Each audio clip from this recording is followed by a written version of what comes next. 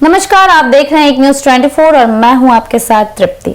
राष्ट्रीय जनता दल यानी राजद के नेता तेजस्वी यादव ने एक बार फिर बिहार की सत्ता को लेकर अपना दावा मजबूत करते हुए दलित और वंचित समुदायों के बीच अपनी पकड़ बढ़ाने की कोशिश की है। जी हां, मंगलवार को मुसहर भुइयां समुदाय सम्मेलन में बोलते हुए उन्होंने बिहार के मुख्यमंत्री बनने की अपील की और मुख्यमंत्री नीतीश कुमार की सरकार की तीखी आलोचना की। तेजस्वी यादव ने कहा कि नीतीश सरकार अब पुरानी और अप्रभावी हो चुकी है, जिसे उन्होंने 20 साल पुरानी खटारा गाड़ी बताया और अब इसे बदलने की जरूरत है। तेजस्वी ने खुद को गरीबों, दलितों और वंचितों का सच्चा हितैषी बताते हुए कहा कि यदि उन्हें मुख्यमंत्री बनने का मौका मिला तो वे इन वर्गों की स्थिति सुधारने के लिए ठोस कदम उठाएंगे और उन्होंने वादा किया कि मुसहर और भुइयां समुदाय के उन लोगों को जो आज भी सड़क किनारे या झुग्गियों में रहते हैं पक्के मकान दिए जाएंगे और उनकी गरीबी को दूर किया जाएगा। उन्होंने अपनी बात को भावनात्मक रूप से देते हुए कहा कि एक बार अपने बेटे को मुख्यमंत्री बना दीजिए, फिर देखिए आपकी तकदीर कैसे बदलती है। इस बयान के जरिए तेजस्वी यादव ने सिर्फ मुख्यमंत्री पद की ओर एक स्पष्ट दावेदारी कर रहे हैं, बल्कि अपने पिता लालू प्रसाद यादव की सामाजिक न्याय वाली राजनीति की विरासत को भी आगे बढ़ा रहे हैं।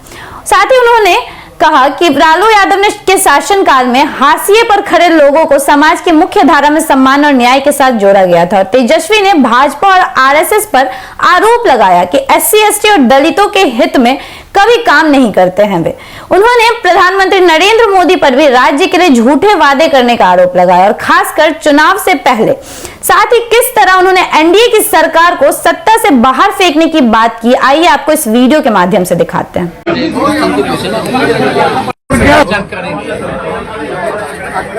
और हम लोग महागठबंधन इंडिया अलायंस जो है इस बार मजबूती के साथ चुनाव लड़ेंगे और हम लोग चुनाव जीतेंगे।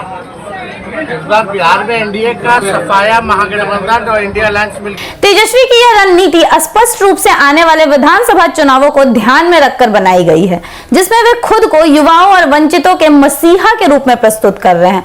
वहीं नीतीश कुमार को वे पुरानी व्यवस्था का प्रतीक बताकर नए नेतृत्व की आवश्यकता पर जोर भी दे रहे हैं। और यह भी देखा जा सकता है कि तेजस्वी यादव अब सिर्फ विरोध की राजनीति नहीं कर रहे हैं, बल्कि वह एक सकारात्मक विकल्प के रूप में खुद को पेश करने की कोशिश भी कर रहे हैं।